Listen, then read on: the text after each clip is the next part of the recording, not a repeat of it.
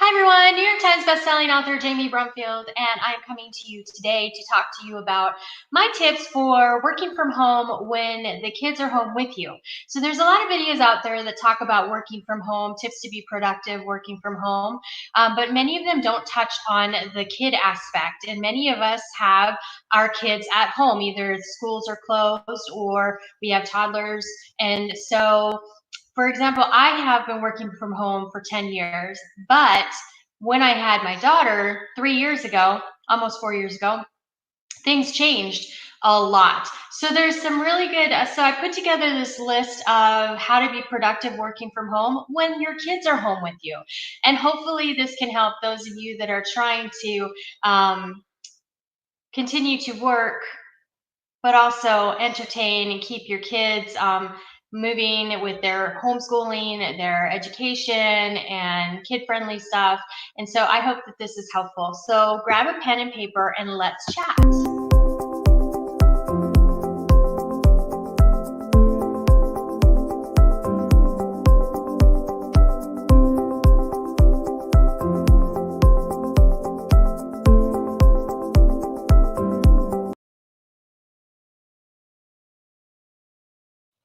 So some of these on this list are going to be things that you've probably heard from other videos that you've watched regarding working from home, because of course they're important to be put in there. But I'm going to start off and I'm going to put more detail into the ones where I'm talking about working from home with kids. So number one, know your child's habits and routines. So this is important. Every kid has a habits and routines. Many kids have schedules, and they have their own zones that work, right? So you want to kind of match up their zones where they're learning things with your zones where you're working.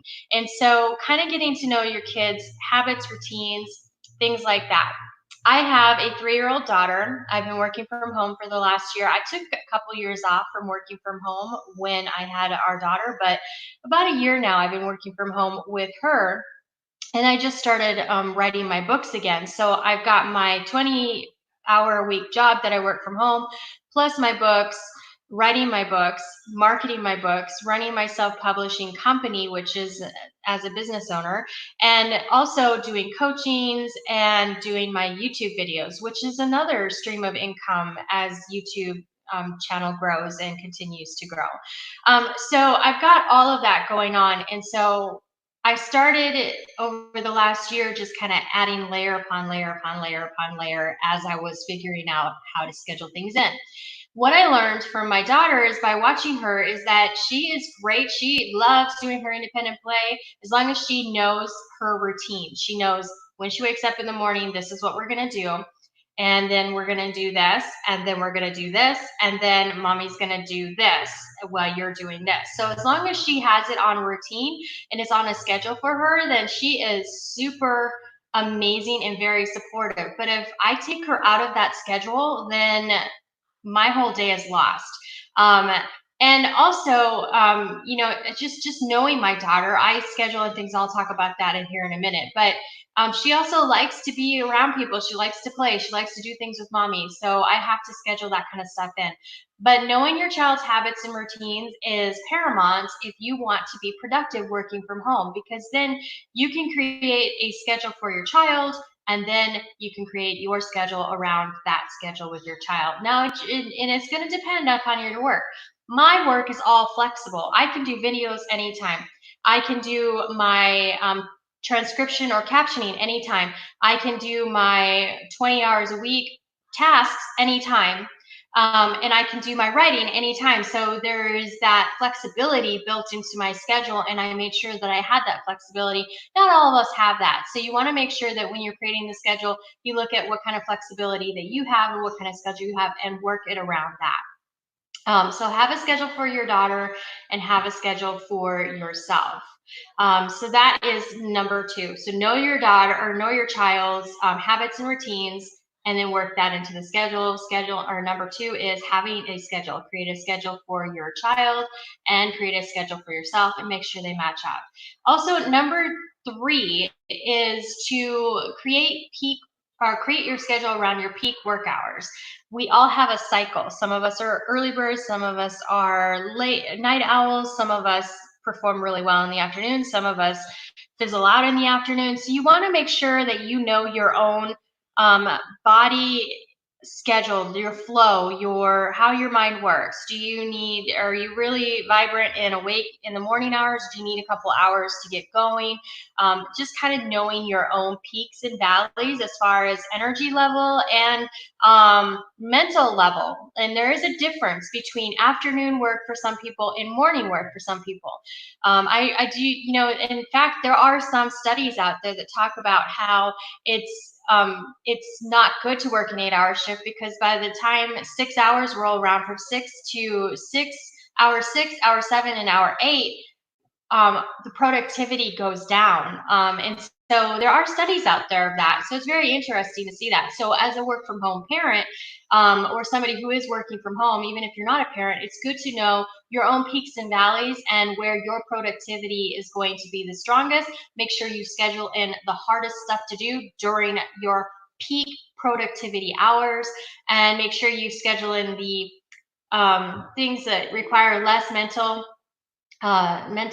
capacity, or require less work, or require less focus, I guess, any one of those. But basically, make sure that those are scheduled during your low times, not your peak times, but your valleys. So you got your peaks and your valleys. Get to know your own rhythm and get to know your own productivity rhythm. That's important. So that's number 3. Number 4, in regards to kids, and I find this really helpful with my daughter, is taking mini play dates throughout the day. So I will take mini breaks throughout the day, and I will go spend 20 minutes with my daughter, and we will do stuff where she gets to pick what we do. Normally on her schedule, it's me telling her, this is what you're going to work on, this is what you're going to work on. But during these mini play dates, it's about letting her pick what we want to do. Sometimes we play chase, sometimes we play tag, sometimes we play hide and seek. So, sometimes we play imagination with her friends, with her toys. So it really just depends what she picks. And sometimes she just wants to curl up in mommy's arms and watch a cartoon, and I am not going to say no to that. So I will schedule in mini play dates into my day, depending upon where I'm at with my schedule and my tasks that need to be completed for the week. I'll schedule those in so that I make sure I have quality time with her, and it just makes it so much easier for the rest of the day, because she knows mommy is here, loves her, and I have time for her too. So it really is helpful to schedule in those mini play dates. Next, I'm looking at my notes. Number 5, enjoy snacks and lunches away from your work area. We like to take our lunches and our snacks outside. Living in Arizona, no, that's what happens when you go live. You're gonna sneeze. Sorry, excuse me. Living in Arizona, we are lucky enough to have sun a good portion of the year, and pretty good weather. Sometimes we have rain and stuff like that, but for the most part, we schedule our lunches and our breakfast and our snacks. I close everything down at my computer. I go outside, and I just take that time with her, and we just enjoy some time in the sun. It's rejuvenating. It helps with vitamin D creation within your body, which is great for immunity boost. So it's even more better to do it now than before this coronavirus came out. It's even more important to do it now. I sometimes even do exercise out there when we're doing it, because I like to do 3 10-minute bursts of exercise throughout the day. And so that sometimes that becomes a dual process there. So number 6, stick to your daily routines as if you were working out of the house. And this can be hard for some, because you're trying to get used to the change. And there's some really great things about working from home. No commute. That is fantastic.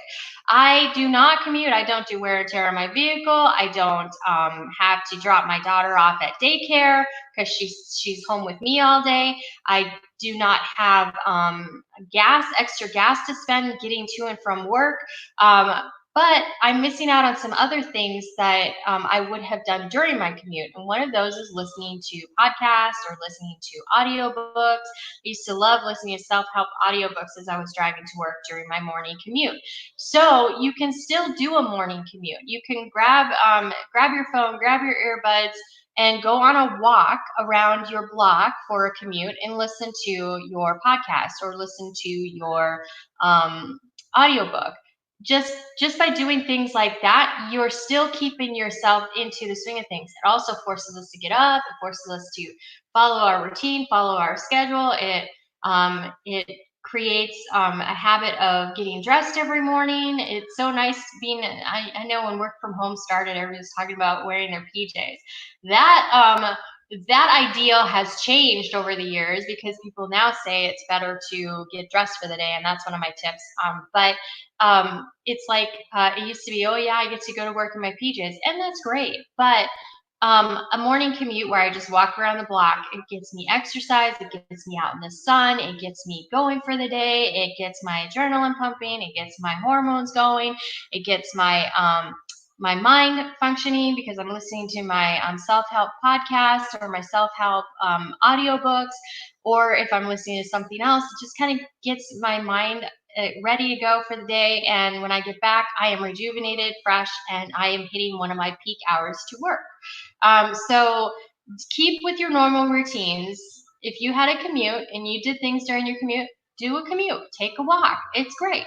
If you had normal routines where you met up with somebody for lunch, you may not be able to meet up with somebody for lunch, but you can get on a virtual chat or FaceTime. I think it's called FaceTime. I don't do that, but we're Skype. There you go. You can get on and Skype with somebody if you really need that social interaction. In fact, this channel is going to start doing daily, not daily, but weekly live streams where we can come in and chat about, different things, just for people to come and hang out online because I think that's important. I think one thing I'm seeing with social media and YouTube videos and everybody who I talk to, they're telling me that they still need that social interaction and they're not getting that. So it's making them go stir crazy. So I'm going to help with that by hosting some live stream chats where we just talk about things here. So be on the lookout for those. I'm going to start those this week. I'm going to do one Friday and I may do one Wednesday, but I'm not sure of that yet. But I do have one planned out for Friday.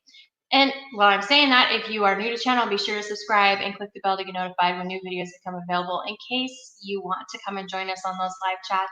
And also check out all of our other videos. We cover a lot on this channel. But I digress. Let's go back to this. So number 7 is create a separate work area. This is a productivity tip that you might hear on a lot of other videos, and it's a good productivity tip. It made it into my list, and so definitely very important. Now, I personally put my stuff away at night, and then I bring it out in the morning to basically get more movement, more action, more uh, body movement, to get physical, because of the fact that we sitting at a desk all day long, hunched over a computer all day long, is really not the best for our bodies. We need to be moving. So I will put my desk away in the evening and I will bring it back out in the morning. And I find that that's very, very helpful because it just adds more movement into my day and keeps me moving. So, but always have a separate work area. Working from home, you see pictures of people working from home, sitting on the couch with a blanket over their feet or whatever. And that's great. It's a great novelty, but if you want to be productive, have your own workspace where this is where you're working. Everyone in the house knows this is where you're working and this is your focus zone. It's your creative focus zone. And so, yeah, definitely have a separate area for work. It isn't recommended to work from home on the sofa or, in a comfortable chair. Well, I guess in a comfortable chair, of course, but just have your own separate workspace, work area. It'll help with productivity.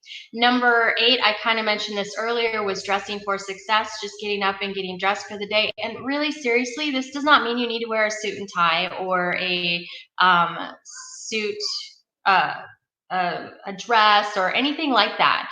Just getting up, getting dressed, getting out of your pajamas, and putting on some makeup. If you put on makeup, getting ready for the day, it makes you feel inside, it makes you feel more energized.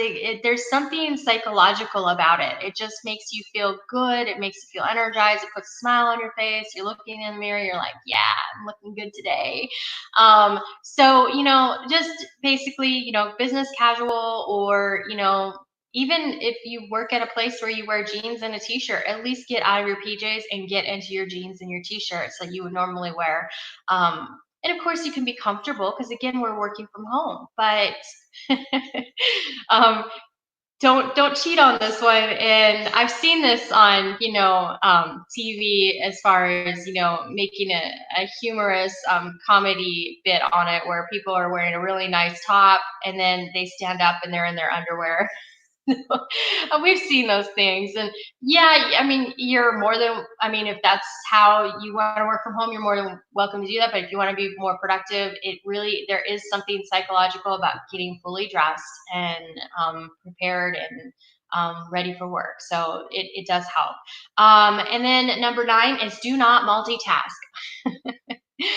Okay, so I used to be, I tell you what, I have learned so much just from since I stopped working in corporate America and I started working from home, because I had more time to listen to podcasts and listen to or read books and things like that, and look at studies and look at research and all of that. And I do that stuff for this channel all the time. So it really helped me a lot with learning stuff. But multitasking, I used to say all the time, I'm a great multitasker. I'm a great multitasker. Okay, well, being a great multitasker was great in the 90s, but it's not the thing in the 2000s.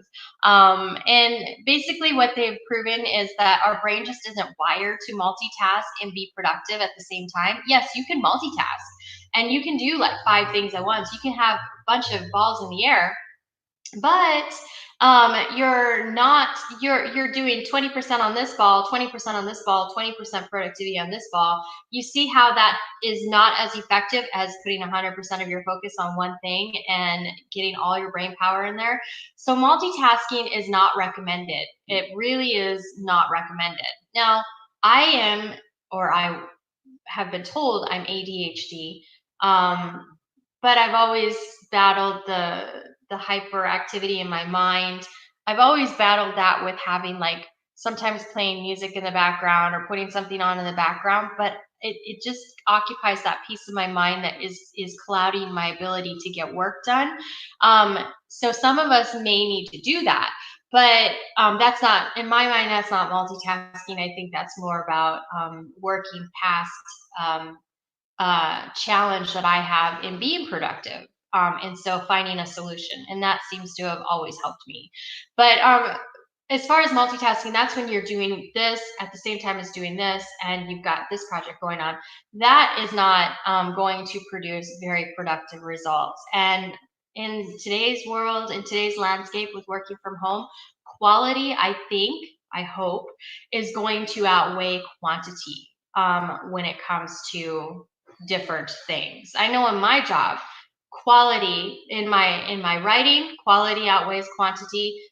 In my job, quality outweighs quantity, and in my captioning or transcription work, quality outweighs quantity. So when it comes right down to it, everything I've done as far as what I'm working on, quality always outweighs quantity. And so I don't know about your career, but if that is the case, then you definitely want to avoid multitasking. Multitasking doesn't help you. It may get you a lot of things done, but they're not done to a quality ratio for the most part. Sometimes you might be able to do it, but they're not done to a quality ratio, a high quality ratio in comparison to quantity. So we want to find that balance. And number 10, stay off social media. I've been watching some videos on this to make sure that I didn't talk about the same things that other people are talking about. And I was really surprised to see that this wasn't put on a lot of lists. I haven't seen a lot of stay off social media, which was surprising to me because I think that those time vampires, like I say, they suck out the time, or you're basically get into those time loops of social media and stuff like that. There's a time and place for it, but not during your productive work hours. So you can always schedule in some social media time, especially if you're like me. I write a book, and I'm writing, and I do YouTube, and that is part of social media, becomes part of my marketing aspect of my job. So of course there's going to be time when I have to set that aside.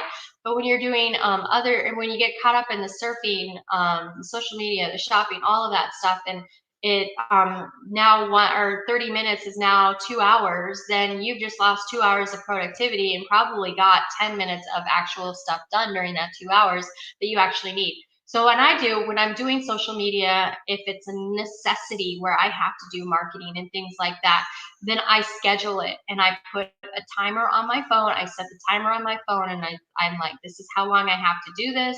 And once that timer goes off, I am done. I cut it off, and I'm no longer allowed to do it. So those are my tips with being productive as working from home when the kids are home. And I hope this is helpful. I hope you found that these tips were beneficial to you. Of course, there's plenty more out there. And there are plenty of other videos out there talking about the same topic. We cover different things. I tried to make sure that I did cover different things so that you weren't getting the same stuff as you heard from other videos, but definitely check out some of those other videos. There's more than enough information out there. Check out those YouTube videos. Check out, go online. There's plenty of blog posts out there that are going to help you too, to give you more tips and tricks. But if a video runs too long, most people don't watch it and they're missing all of the tips. So I have to pull back and end it at 10 tips. If you'd like to see a part 2 to this video, let me know in the comment section below, and I'll add that to my content for next week.